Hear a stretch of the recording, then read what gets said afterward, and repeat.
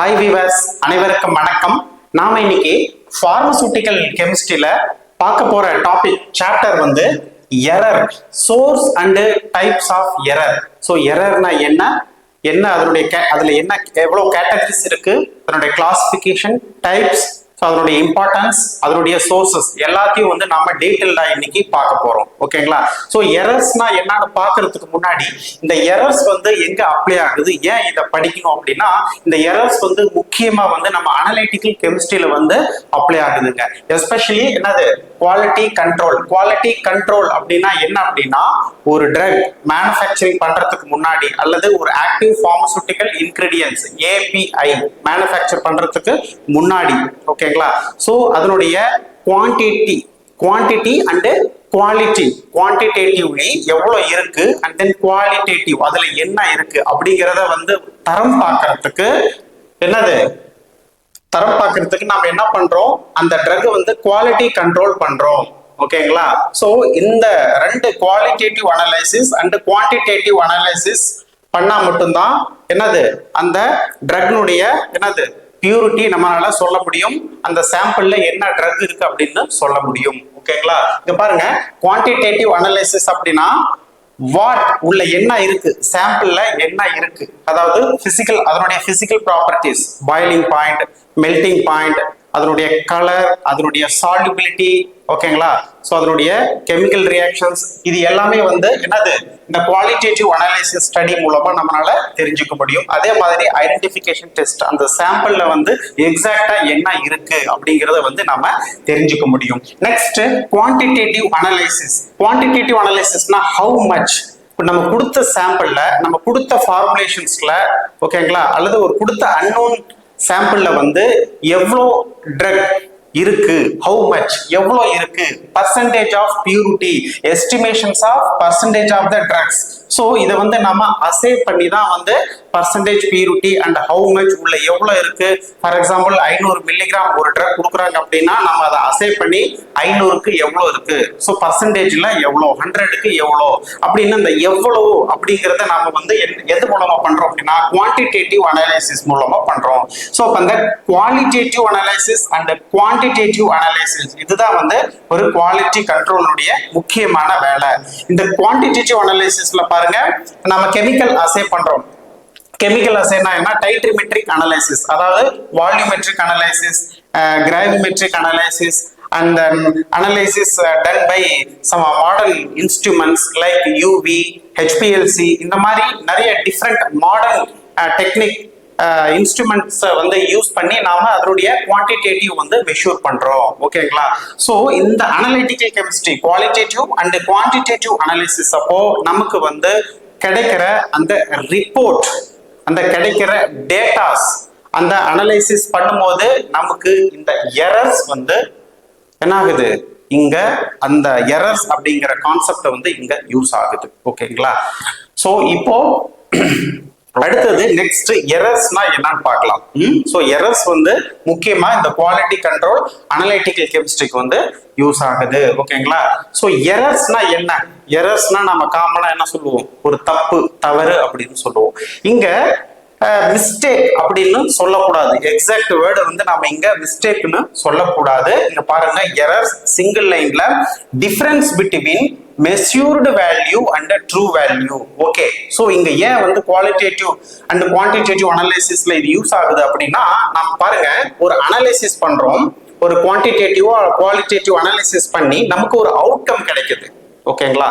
ஏதாவது ஒரு டேட்டா கிடைக்குது, ஏதாவது ஒரு டேட்டா கிடைக்குது, அந்த டேட்டா வந்து கரெக்டா இல்லையா அப்படின்னு நாம தெரிஞ்சுக்கணும். ஓகேங்களா? அப்படி தெரிஞ்சாதான் மிஸ்டேக் வந்து நம்ம மேல இருக்கா அல்லது ரியல் டேட்டாவா இது அல்லது இது தவறான டேட்டாவா அப்படின்னு நமக்கு தெரியணும். அப்படி தெரிஞ்சாதான் நம்ம ஃபர்தரா என்ன பண்ண முடியும், நம்ம கரெக்ட் பண்ணிக்க முடியும். ஓகேங்களா?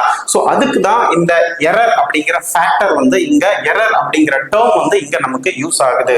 ஓகே, சோ ஒரு அசே பண்றோம், ஒரு குவான்டிடேட்டிவ் ஸ்டடி பண்றோம். ஓகேங்களா? அப்போ நமக்கு ஒரு வேல்யூ கிடைக்குது, அதுதான் வந்து என்னது, மெஷூர்டு வேல்யூ. மெஷூர்டு வேல்யூ, ஓகேங்களா? ஒரு ஆசிட் பேஸ் டைட்ரேஷன்ஸ் யூஸ் பண்ணி ஒரு அன்னோன் காம்பவுண்ட்ஸ் வந்து ஒரு நோன் காம்பவுண்ட்ஸ், அதுல அன்னோன் ஸ்ட்ரென்த் இருக்கு நம்ம கொடுத்துருக்குறாங்க, அதை நம்ம வந்து எவ்வளவு பர்சன்டேஜ் பியூரிட்டி கண்டுபிடிக்கணும். ஓகேங்களா?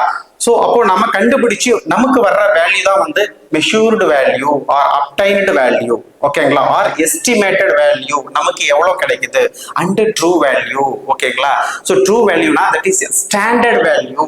ஓகேங்களா? That is theoretically corrected value.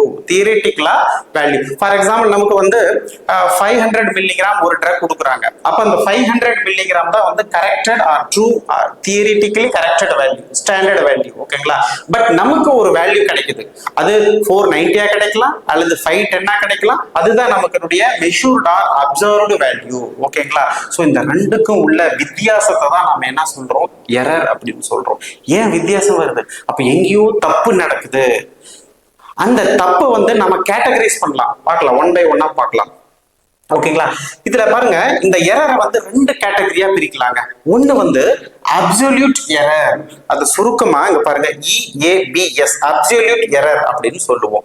இந்த அப்சல்யூட் எரர் அப்படிங்கிற டேர்ம் வந்து இங்க நாம எங்க யூஸ் பண்ணலாம் அப்படின்னா, difference between measured mean value and true value. அதாவது மெஷூர்டு வேல்யூக்கும் ட்ரூ வேல்யூக்கும் உள்ள வித்தியாசத்தை தான் நம்ம சிம்பிளா என்ன சொல்றோம், அப்சல்யூட் எரர் அப்படின்னு சொல்றோம். இங்க எஸ்பெஷலி மெஷூர்டு மீன் வேல்யூ அப்படின்னு சொல்றோம். மெஷூர்டு மீன் வேல்யூனா ஒண்ணும் இல்ல, ஆவரேஜ் வேல்யூ. இப்போ ஒரு டெஸ்ட் அசே பண்றோம், ஒரு டைம் பண்றோம், செகண்ட் டைம் பண்றோம், தேர்ட் டைம் பண்றோம், ஃபோர்த், ஃபிஃப்த், இந்த மாதிரி ஒரு 5 டைம்ஸ் மெஷூர் பண்றோம் அப்படின்னா ஒவ்வொரு டைமும் வந்து ஒரு பர்டிகுலர் வேல்யூ கிடைக்குது. ஸோ அதனுடைய மீன் வேல்யூ, ஓகேங்களா, அது எல்லாத்தையும் கூட்டி 5ஆவது வகுத்தா நமக்கு ஒரு ஆவரேஜ் கிடைக்கும். அந்த மீன் வேல்யூ அதுதான் நமக்கு கிடைச்ச எஸ்டிமேட்டட் ஆர் மெஷூர்டு வேல்யூ. பாருங்க, measured mean value and true value, ரியலா அதனுடைய வேல்யூ என்ன. சோ ரெண்டுக்கும் உள்ள வித்தியாசத்தை தான் நம்ம என்ன இங்க சொல்றோம் அப்படின்னா, என்ன சொல்றோம், அப்சல்யூட் எரர் அப்படின்னு சொல்றோம். ஓகேங்களா? சிம்பிளா இங்க பாருங்க, ஒரு சின்ன ஃபார்முலா வழியா நம்மளால சொல்ல முடியும். Absolute error is equal to observed value, உனக்கு என்ன வேல்யூ கிடைச்சது, மைனஸ் ட்ரூ வேல்யூ, அதனுடைய தியரிட்டிக்கல் ஸ்டாண்டர்ட் வேல்யூ என்ன. ஓகேங்களா? இந்த வேல்யூ வந்து பிளஸ்ஸா வரலாம், மைனஸா வரலாம். ஓகேங்களா? அப்ப எங்கேயும் தப்பு நடக்குதுன்னு அர்த்தம். ஓகேங்களா? ஒரு அக்செப்டபிள் லிமிட்டுக்குள்ள இருக்கலாம், அந்த அக்செப்டபிள் லிமிட்டை தாண்டிச்சு அப்படின்னா என்னது, அது அந்த டேட்டாவை நாம வந்து ஏத்துக்க முடியாது. அப்ப எங்கேயோ தப்பு நடந்திருக்குது. ஓகேங்களா?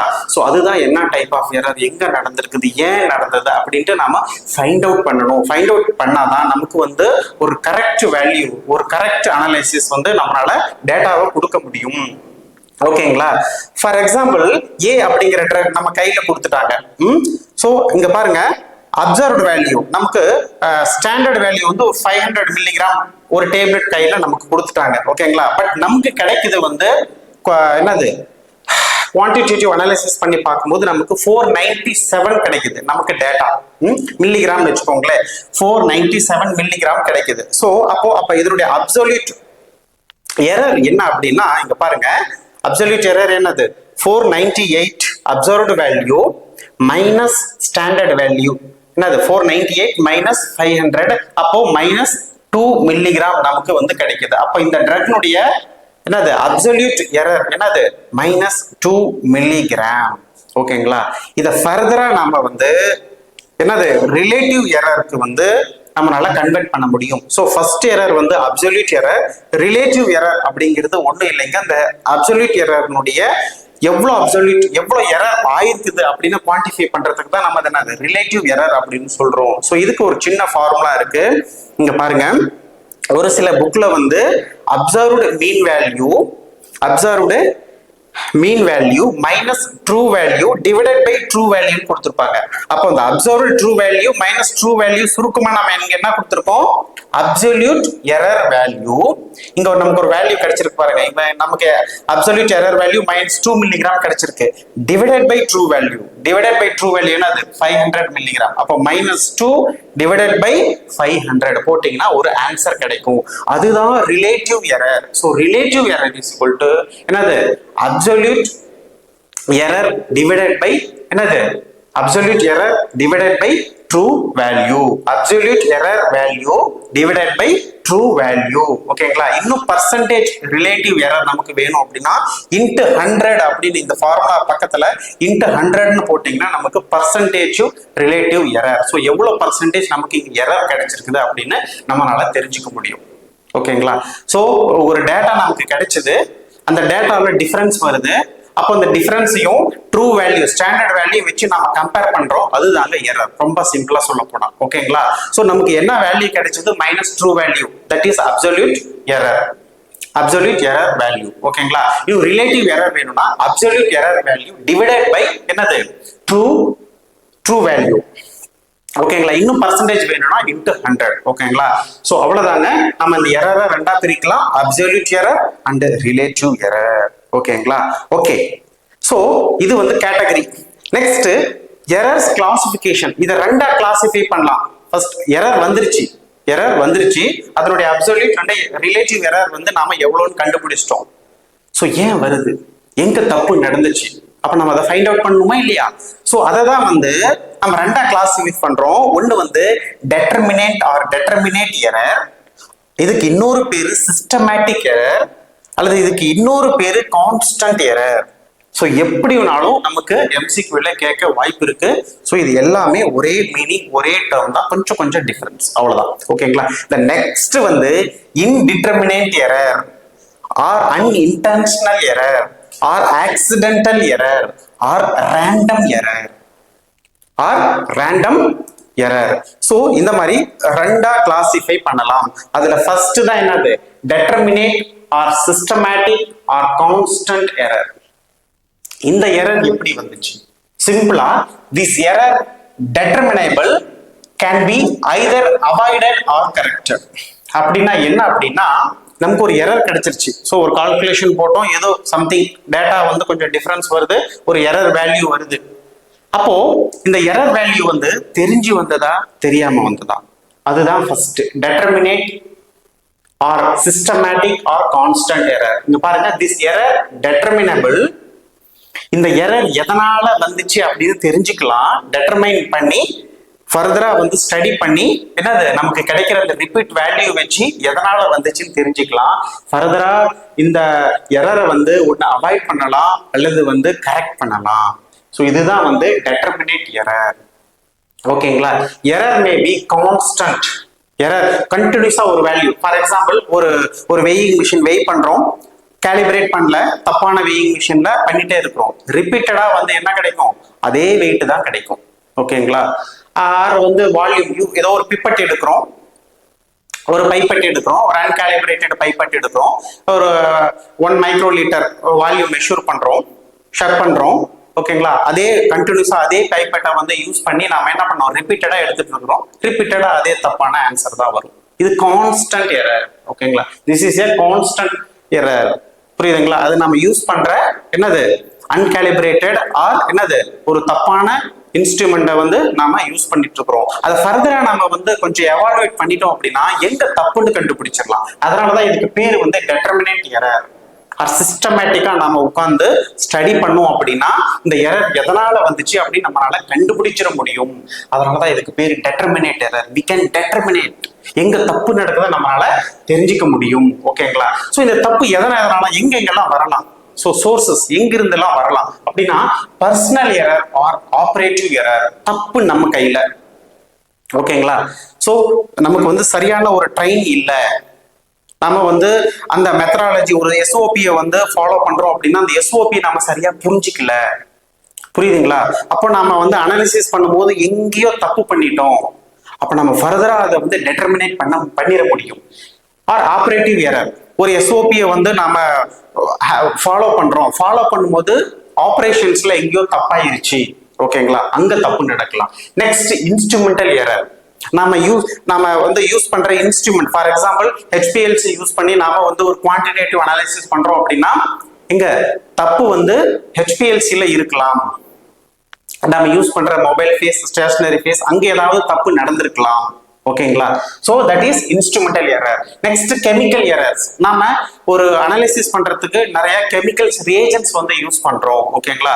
அந்த கெமிக்கல்ஸ் எடுத்துக்கக்கூடிய கெமிக்கல்ஸ் வந்து ஏதாவது தப்ப கண்டாமினேட் ஆயிருக்கலாம். ஓகேங்களா? சரியா ஸ்டோரேஜ் பண்ணல, அப்போ கண்டிப்பா வந்து அந்த இடத்துல ஏதாவது அந்த கெமிக்கல்ஸ்ல வந்து தவறுகள் இருக்கலாம். ஓகேங்களா? அடுத்தது வந்து மெத்தடாலஜிக்கல் எரர்ஸ். நாம வந்து நாம ஃபாலோ பண்ற எஸ்ஓபிலேயே வந்து ப்ரொசீஜர் வந்து தப்பா இருக்கலாம்.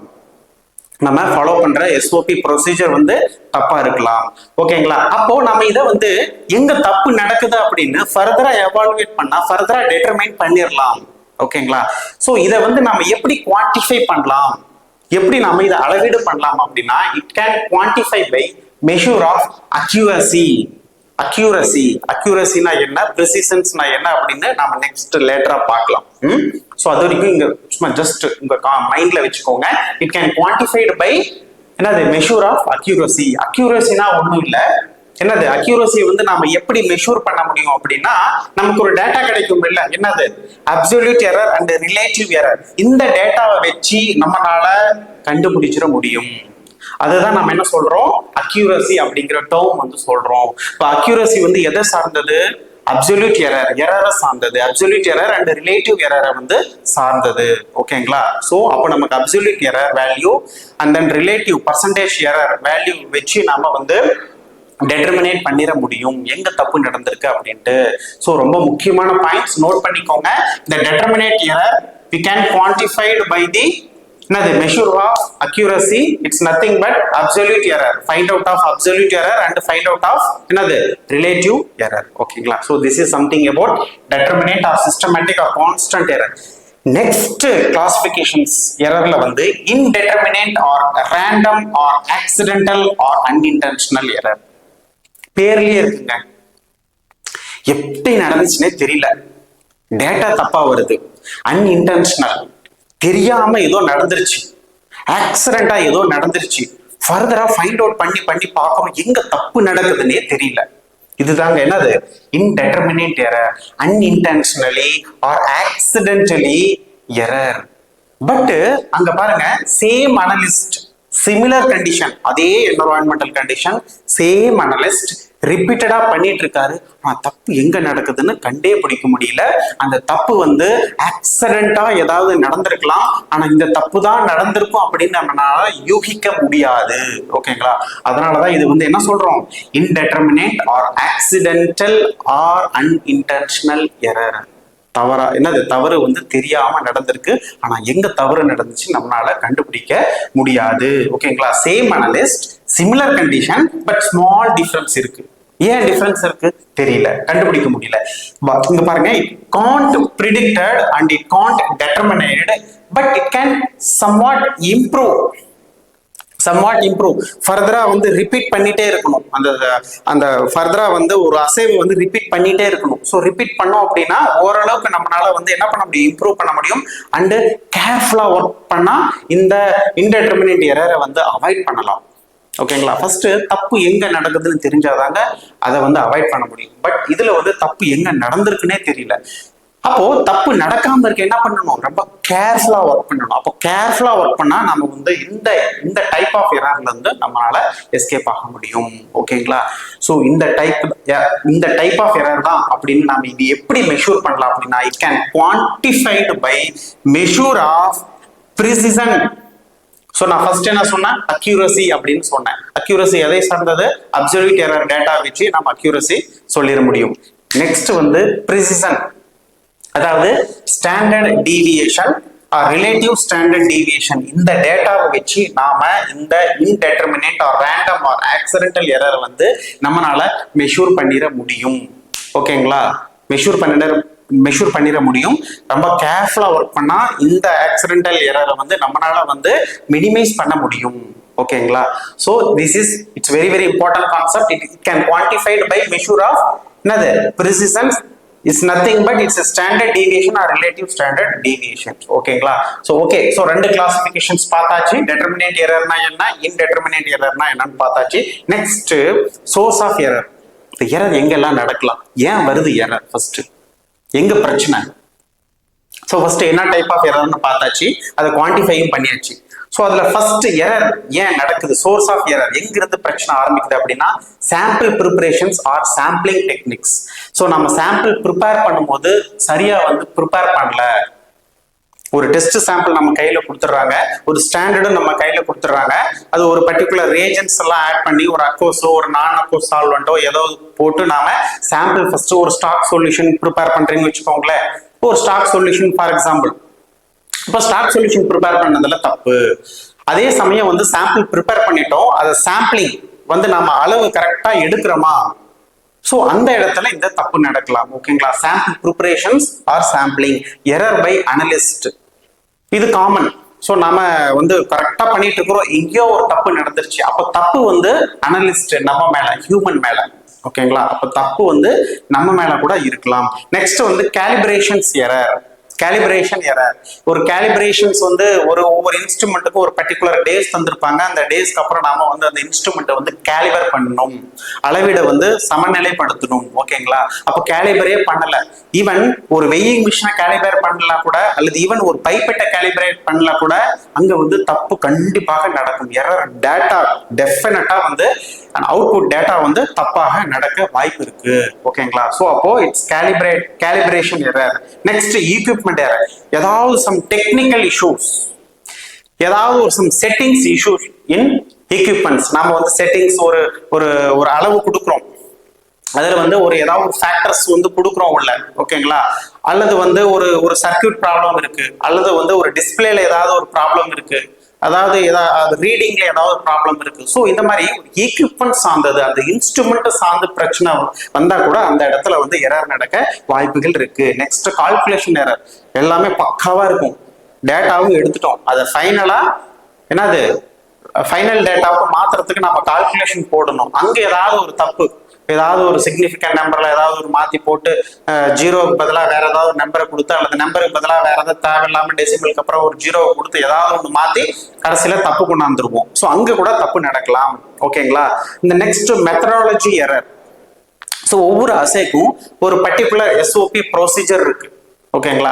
ஸோ சப்போஸ் ப்ரொசீஜர்ல ஏதாவது ஒரு ஸ்டெப் பை ஸ்டெப் ப்ரொசீஜர்னு ஒன்று இருக்கு, அந்த ஸ்டெப் பை ஸ்டெப் ப்ரொசீஜரை வந்து எங்கேயாவது ஸ்கிப் பண்ணிட்டோம், அல்லது தெரியாம வந்து அந்த ப்ரொசீஜரே கொஞ்சம் மாத்தி பண்ணிட்டோம் அப்படின்னா அந்த இடத்துல வந்து தப்பு நடக்க வாய்ப்புகள் இருக்கு. That is called methodology error. Next lab environmental error.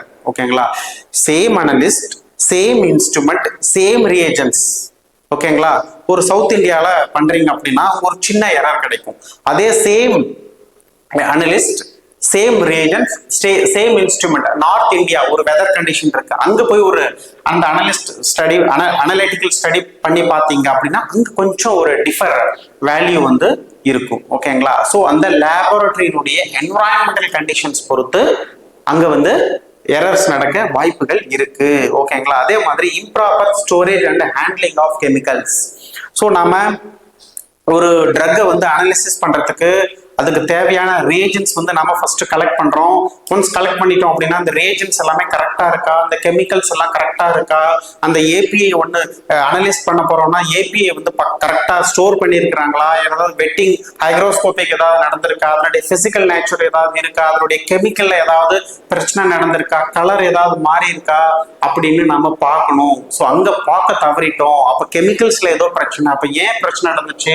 ஒன்று டிரான்ஸ்போர்ட்டேஷன் ஆகும்போது பிரச்சனை நடந்திருக்கலாம், அல்லது ஸ்டோர் பண்ணும்போது பிரச்சனை நடந்திருக்கலாம். ஸோ அந்த இடத்துல வந்து என்னது பிரச்சனை வந்து ஆரம்பிக்கலாம், எரர் வந்து ஆரம்பிக்கலாம். ஸோ இந்த மாதிரி நிறைய வந்து இதெல்லாமே வந்து source of error.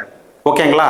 Okay. So அப்போ நாம வந்து எரர்னா என்ன, ஏன் எரர் கண்டுபிடிக்கணும், என்னது ரெண்டு டைப்ஸ் ஆஃப் எரர், அதை வந்து ரெண்டா கிளாசிஃபை பண்ணலாம். ஸோ எரர் எப்படி எல்லாம் வரும் அப்படிங்கிறத வந்து பார்த்தோம். ஓகேங்களா? நம்ம நெக்ஸ்ட் பார்க்கக்கூடியது அக்யூரசி அப்புறம் ப்ரிசிஷன், ரெண்டுக்கும் என்ன வித்தியாசம், ஸோ இதனுடைய தாக்கம், சிக்னிஃபிகண்ட் ஃபிகர்ஸ் ஆர் நம்பர்ஸ், இதை தான் பார்க்க போறோம். அதுல ஃபர்ஸ்ட் பார்க்கக்கூடியது அக்யூரசி. அக்யூரசினா என்ன அப்படின்னா போட்டு கன்ஃபியூஸ் பண்ணிக்காதீங்க, ரொம்ப ரொம்ப simple word. Closeness of experimental value with true or standard value. இங்க எக்ஸ்பெரிமெண்டல் வேல்யூ அப்படின்னா என்ன அப்படின்னா அப்சர்வ்டு வேல்யூ. நீங்க ஒரு சாம்பிள், உங்களுக்கு ஒரு சாம்பிள் கொடுக்குறாங்க, அந்த சாம்பிள் வந்து நீங்க அசே பண்ணி பாக்குறீங்க, அசே பண்ணி பார்க்கும்போது உங்களுக்கு ஒரு வேல்யூ கிடைக்குது. ஓகேங்களா? நீங்க ஒரு சிங்கிள் டைம் பண்ணீங்கன்னா ஒரு சிங்கிள் வேல்யூ கிடைக்கும், ஒரு 5 டைம்ஸ் பண்ணீங்கன்னா அதனுடைய ஆவரேஜ் ஒரு வேல்யூ கிடைக்கும், எனிஹவ் ஒரு வேல்யூ கிடைக்குது. அந்த வேல்யூ வந்து அந்த சாம்பிளுக்குனே ஒரு ஸ்டாண்டர்ட் வேல்யூ இருக்கும், ட்ரூ வேல்யூன்னு ஒன்று இருக்கும். ஸோ அப்போ உங்களுக்கு என்ன வேல்யூ கிடைச்சது, ஸோ அந்த ஸ்டாண்டர்ட் வேல்யூ என்ன, ரெண்டுக்கும் உள்ள வித்தியாசத்தை தான் நாம என்ன சொல்றோம், அக்யூரசின்னு சொல்றோம். ஜஸ்ட் ஒன்று எல்லாத்தையும் மறந்துடுங்க, நமக்கு கிடைச்ச வேல்யூ ஸ்டாண்டர்ட் வேல்யூ ரெண்டுக்கு என்ன வித்தியாசம் அவ்வளவுதான் அதுதான் அக்யூரசி ஓகேங்களா அததான் வந்து நம்ம டிஃபரெண்ட் டேர்ம்ல வந்து அதை மெஷூர் பண்றோம் எக்ஸ்பிரஸ் பண்றோம் சோ இங்க பாருங்க the difference between obtained value அதாவது experimental value and true value so உங்களுக்கு என்ன கிடைச்சது வேல்யூ சோ அதனுடைய ரியல் ஸ்டாண்டர்ட் வேல்யூ என்ன ஓகேங்களா சோ இதை தான் நாம என்ன பார்த்தோம் எரர்ல வந்து பார்த்தோம் எரர்லயும் எஸ்பெஷலி அப்சல்யூட் எரர் அப்படின்னா என்னன்னு பார்த்தோம் சோ அப்சல்யூட் எரர்னா நம்ம என்ன பார்த்தோம் நமக்கு வந்து கிடைச்ச வேல்யூ மைனஸ் ஸ்டாண்டர்ட் வேல்யூ ஓகேங்களா அதுக்கு ரெண்டுக்கும் உள்ள வித்தியாசம் தான் வந்து அப்சல்யூட் எரர் சோ அப்ப அந்த அக்யூரசியை வந்து எப்படி எக்ஸ்பிரஸ் பண்ணலாம் அப்படின்னா இங்க பாருங்க absolute error and relative error இந்த எரர் மூலமா வந்து நாம அக்யூரசியை வந்து எக்ஸ்பிரஸ் பண்ண முடியும் நம்ம குவான்டிஃபை பண்ண முடியும் ஓகேங்களா ஓகே சோ ஃபார் எக்ஸாம்பிள் இங்க பாருங்க நம்ம அப்சல்யூட் எரர் வந்து என்ன சொன்னோம் நமக்கு வந்து அப்சர்வ்டு வேல்யூ என்ன டேட்டா கிடைச்சது நமக்கு minus true value standard value so அதனுடைய ரியல் வேல்யூ என்ன அப்படிங்கறத நாம பார்த்தோம் ஓகேங்களா இதுதான் வந்து அப்சல்யூட் எரர்னுடைய ஒரு ஃபார்முலா இதை வச்சுதான் நம்ம வந்து அதனுடைய அக்யூரசியை வந்து நாம கண்டுபிடிக்கிறோம் ஃபார் எக்ஸாம்பிள் நீங்க உங்களுக்கு ஒரு 100 மில்லிகிராம் சாம்பிள் கொடுக்குறாங்க 100 மில்லிகிராம் அப்படிங்கிறது வந்து இங்க ஸ்டாண்டர்ட் வேல்யூ அப்போ ட்ரூ வேல்யூ ஒரு 100 மில்லிகிராம் கொடுக்குறாங்க அப்ப ட்ரூ வேல்யூ என்னது 100 மில்லிகிராம் நமக்கு கையில கொடுத்துட்டாங்க நீங்க அசே பண்றீங்க ஒரு 3 டைம் அசே பண்றீங்க ஓகேங்களா உங்களுக்கு ஃபார் எக்ஸாம்பிள் 96 ஒரு டைம் கிடைக்குது அப்புறம் 97 ஒரு டைம் கிடைக்குது அப்புறம் 98 ஒரு டைம் கிடைக்குது 100க்கு சோ மூணுக்குமே வந்து ஆவரேஜ் பாக்குறீங்க சோ இப்ப ஆவரேஜ் வந்து என்னது 97 மில்லிகிராம் கிடைக்குது அப்படின்னு வச்சுக்கோங்களேன் அப்போ நமக்கு இங்க அப்சல்யூட் எரர் நாம கண்டுபிடிக்கணும் இங்க அப்சல்யூட் எரர் எப்படி கண்டுபிடிக்கிறது நமக்கு கிடைச்ச அப்சர்வ்டு வேல்யூ 97 மைனஸ் நமக்கான ட்ரூ வேல்யூ அந்த சாம்பிளுக்கான ஸ்டாண்டர்ட் ட்ரூ வேல்யூ வந்து 100 ஓகேங்களா சோ அப்போ என்ன வருது மைனஸ் 3 மில்லிகிராம் வருது சோ நம்ம ஆல்ரெடி சொன்ன இந்த அப்சல்யூட் எரர் வந்து பிளஸ்லயும் வரலாம் டேட்டா மைனஸ்லயும் வரலாம் ஓகேங்களா சோ அப்போ இங்க அக்யூரசி நாம செக் பண்றோம் இந்த ஸ்டாண்டர்ட் வேல்யூக்கு இந்த 100 மில்லிகிராமுக்கு நமக்கு கிடைச்ச ரிசல்ட் டிஃபரன்ஸ் வந்து -3 மில்லிகிராம் அப்போ இங்க வந்து அக்யூரசி வந்து கொஞ்சம் டிஃபர் ஆகுது 3 மில்லிகிராம் வந்து டிஃபர் ஆகுது இப்ப புரியும் நினைக்கிறேன் உங்களுக்கு ஓகேங்களா சோ அப்போ இது எங்க தப்பு நடந்திருக்கும் அப்போ எரர் எங்க நடந்துச்சு இது வந்து டெட்டர்மினேட்டா இன்டெட்டர்மினேட்டா சோ இது வந்து எது கீழே வரும் அப்படின்னா டெட்டர்மினேட் எரர்ல வந்து வரும் இது வந்து என்னது அவாய்ட் பண்ணிக்கலாம் சோ அப்ப பிரச்சனை -3 மில்லிகிராம் ஏன் வந்துச்சு அல்லது +3 மில்லிகிராம் ஏன் வருது எதனால வந்துச்சு எங்க தப்பு இருக்கும் தப்பு நம்ம மேலையா அல்லது தப்பு வந்து நம்ம எடுக்கிற பைப்பெட் மேலையா அப்ப நம்ம தப்பு எடுக்கிற அந்த 100 மில்லிகிராம் அந்த வெயிங் பேலன்ஸ் மேலையா அப்ப நம்ம தப்பு வந்து அசே பண்றதுக்கு நாம யூஸ் பண்ற ரியேஜன்ஸ் மேலையா சோ அப்ப தப்பு எங்க அப்படின்னு நம்ம கரெக்டா கண்டுபிடிச்சோம் அப்படின்னா இந்த -3 வந்து நம்ம குறைக்கலாம் -2 பண்ணலாம் -1 பண்ணலாம் ஏன் சில டைம்ஸ் வந்து 99.95% அப்படின்னு கூட ரொம்ப க்ளோஸா ஸ்டாண்டர்ட் வேல்யூக்கு நம்மளால கொண்டு வர முடியும் ஓகேங்களா This is something about accuracy. Next come for precision. இங்க ஸ்டாண்டர்ட் வேல்யூ கூட கம்பேரிஷனே இல்ல அப்படியே கவனிங்க the degree of agreement between various result of the same quantity இன்னும் சுருக்கமா சொல்ல போனா reproducibility of result அடுத்த டேர்ம் அப்படியே ஒன் பை ஒன்னா படிக்க தான் உங்களுக்கு புரியும் closeness of the set of value it mean repeatability of result ஒண்ணு இல்லைங்க இதெல்லாம் படிச்சு பார்த்தீங்கன்னா கொஞ்சம் கன்ஃபியூஸ் பண்ற மாதிரி இருக்கும் ரொம்ப சிம்பிளா புரியுற மாதிரி சொல்லணும் அப்படின்னா நீங்க ஒரு அசே பண்றீங்க ஃபார் எக்ஸாம்பிள் இந்த அசேன்னு வச்சுக்கோங்களேன் 96 97 98 இதனுடைய பிரிசிஷன் என்ன அப்படின்னு பார்க்க போறோம் இங்க பாருங்க ஒரு சாம்பிள் ஏ சாம்பிள் கொடுக்குறாங்க நீங்க அசே பண்றீங்க 96 97 and 98 அப்படிங்கிற ஒரு வேல்யூ கிடைக்குது. அப்போ இந்த கிடைச்ச மூணு வேல்யூக்கு நடுவுல இருக்கிற டிஃபரன்ஸ் தான் நம்ம என்ன சொல்றோம், பிரிசிஷன்ஸ் அப்படின்னு சொல்றோம். ஓகேங்களா? ஒரு அசைவை வந்து ரிப்பீட் பண்ணிட்டே இருக்கிறோம். 100 96 வருது, ஏன் 96 வருது, அப்ப இங்க தப்பு இருக்கு. அடுத்த டேட்டா பார்க்கலாம், 97 வருது. ஓகே, கிட்டத்தட்ட பக்கத்துல நெருங்குது. அப்ப தப்பு எங்க நடந்திருக்கும்? நம்ம கரெக்டா தானே பண்றோம், எல்லாம் கரெக்டா தானே இருக்கு, ஏன் அப்புறம் 97 வருது? அப்போ மறுபடியும் அசைவ் பண்ணலாம். 98 வருது, ஏன் 98 வருது? மறுபடியும் அசைவ் பண்றோம். சம்டைம்ஸ் மறுபடியும் அதே 96.95 வரலாம், அல்லது 97.5 வரலாம், அல்லது 98.1 வரலாம். ஸோ எப்படினாலும் வரலாம். அப்போ நமக்கு கிடைச்ச டேட்டா இந்த 96, 97, 98 இந்த மூணுக்கு நடுவுல எவ்வளவு டிஃபரன்ஸ் இருக்கு, என்ன வித்தியாசம் அப்படிங்கிறத வந்து மெஷூர் பண்றதுதான் ப்ரிசிஷன்ஸ். இங்க நம்ம ஸ்டாண்டர்ட் வேல்யூ வச்சு பார்க்கல. ஸோ நமக்கு என்ன வேல்யூ கிடைச்சிருக்கோ, நம்ம எத்தனை டைம் ரிப்பீட் பண்ணமோ அந்த ரிப்பீட்டட் வேல்யூக்கு நடுவுல இருக்கிற டிஃபரன்ஸ் தான். இந்த ப்ரிசிஷனை நம்மளால இம்ப்ரூவ் பண்ண முடியும். எப்படி அப்படின்னா, நம்பர் ஆஃப் ரிப்பீட்டபிலிட்டி, நம்ம எவ்வளவு டைம் அந்த டெஸ்ட் பண்றோமோ நமக்கு எவ்வளவு டேட்டா கிடைக்குதோ அந்த டேட்டா ஆவரேஜ் வச்சு பார்க்கும்போது நமக்கு நல்ல ஒரு குட் ரிசல்ட் வந்து கிடைக்கும். ஓகேங்களா? So it can expressed by the value of standard deviations. நாம எப்படி அக்யூரசி வந்து அப்சல்யூட் எரர் மூலமா அதை குவான்டிஃபை பண்ணமோ, அதே போல இந்த பிரிசிஷன் எந்த அளவுக்கு அந்த டேட்டா பிரிசிஷனா இருக்கு, எந்த அளவுக்கு அந்த கிடைச்ச ஒவ்வொரு டேட்டாவுக்கும் நடுவுல அந்த க்ளோஸ்னஸ் இருக்கு, எவ்வளவு டிஃபரன்ஸ் இருக்கு அப்படின்னு நம்ம அதை மெஷூர் பண்ணணும். அப்படின்னா அது ஸ்டாண்டர்ட் டீவியேஷன் மூலமா தான் நம்மளால மெஷூர் பண்ண முடியும். ஓகேங்களா? இப்போ இன்னொரு பி அப்படிங்கிற சாம்பிள் கொடுக்குறாங்கன்னு வச்சுக்கோங்களேன், அதே 100 மில்லிகிராம். பட் நமக்கு கிடைச்ச டேட்டா இங்க பாருங்க, 97.50 அல்லது 97.61, 97.87.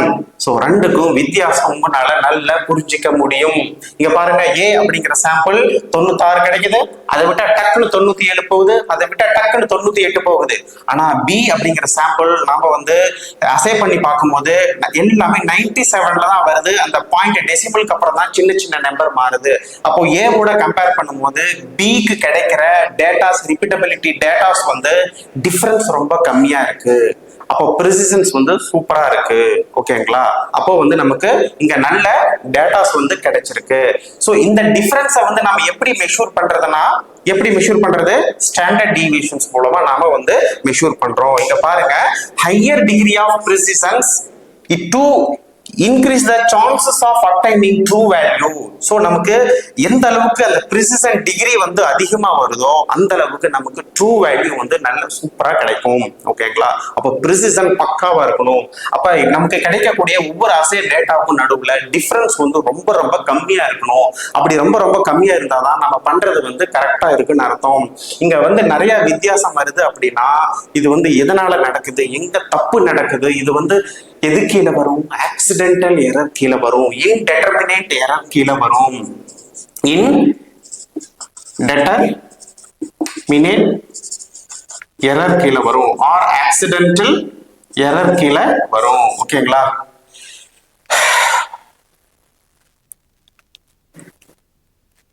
ஓகே, சோ அப்போ higher degree of precisions it increase the chance of obtaining the true value. So அப்ப நம்ம ஸ்டாண்டர்ட் வேல்யூ நம்ம எப்படி கண்டுபிடிக்கும் அப்படின்னா, அதுக்கு ஒரு ஃபார்முலா இருக்கு, square root of summation of x minus x bar the whole square divided by n minus 1.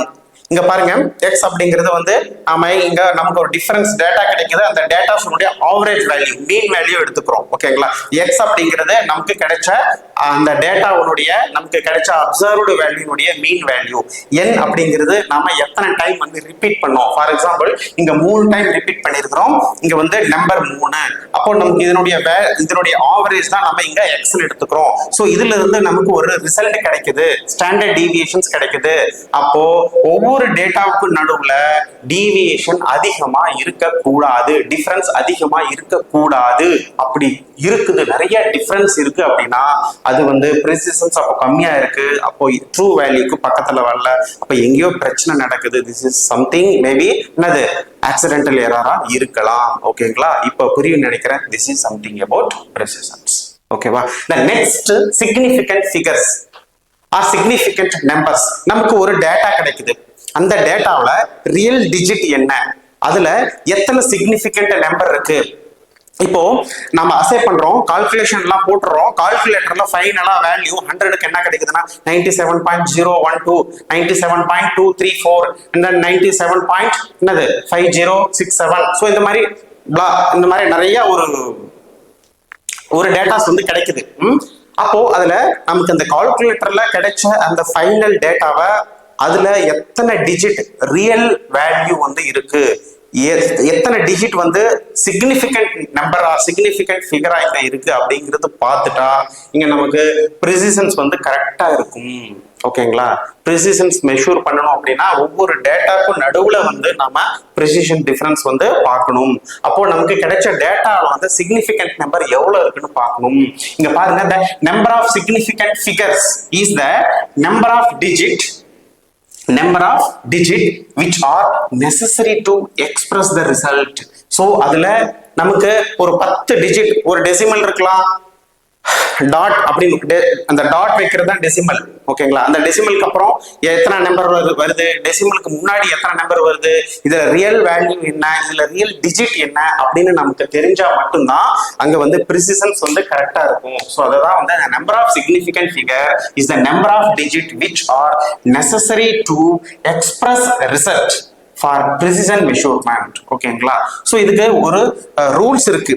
So இதுக்கு ஒரு ரூல்ஸ் இருக்கு, பேசிக் ரூல்ஸ் இருக்கு. இங்க பாருங்க, ஆல் நான் ஜீரோஸ் ஆர் சிக்னிஃபிகண்ட். இங்க ஆல் நான் ஜீரோஸ்னா என்ன, 1 2 3 4 5 6 7 8 9 இது இந்த நம்பர் வந்துட்டாவே, ஒன்ஸ் நம்பர் வந்துட்டாவே இது எல்லாமே சிக்னிஃபிகண்ட். இந்த ஒன்ஸ் நம்பர் வந்துட்டாவே எல்லாமே வந்து சிக்னிஃபிகண்ட். அது டெசிமலுக்கு அப்புறம் இருக்கலாம், டெசிமலுக்கு முன்னாடி இருக்கலாம், டெசிமலுக்கு பின்னாடி இருக்கலாம், எப்படினாலும் இருக்கலாம். ஓகேங்களா? ஃபர்ஸ்ட் ரூல், ஜீரோஸ் பிட்வீன் நான் zero digit, zeros between non-zero digits are significant.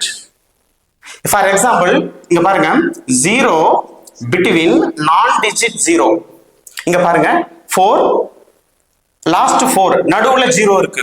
அப்ப 4 0 கூட இருக்கலாம். சோ அது எல்லாமே வந்து சிக்னிஃபிகண்ட் ஃபிகர்ல தான் நாம எடுத்துக்கணும். இங்க பாருங்க 4004, அப்ப 0.04002. அப்போ இங்க சிக்னிஃபிகண்ட், இங்க பாருங்க நம்பர், இந்த நம்பருக்கு நடுவுல என்னது 2 0 இருக்கு. அப்ப இந்த 4 தான் நம்ம சிக்னிஃபிகண்ட் நம்பரா எடுத்துக்கணும். ஓகேங்களா? இப்ப புரியும் நினைக்கிறேன் உங்களுக்கு. சோ இது ஒரு rules. Next, ending 0 with a decimal point R significant. இங்க டெசிமல் பாயிண்ட் இங்க பாருங்க 22.00 இருக்கு, இங்க 4.200 இருக்கு. இங்க பாருங்க, ending 0 with a decimal point or significant number. So இது எல்லாமே நாம வந்து என்ன சொல்றோம், சிக்னிஃபிகண்ட் நம்பரா எடுத்துக்கிறோம். சோ இப்ப எதெல்லாம் நான் சிக்னிஃபிகண்ட் நம்பரா எடுக்கிறோம் அப்படின்னா, ஆல் ஸ்டார்டிங் 0 ஆர் நான் சிக்னிஃபிகண்ட்.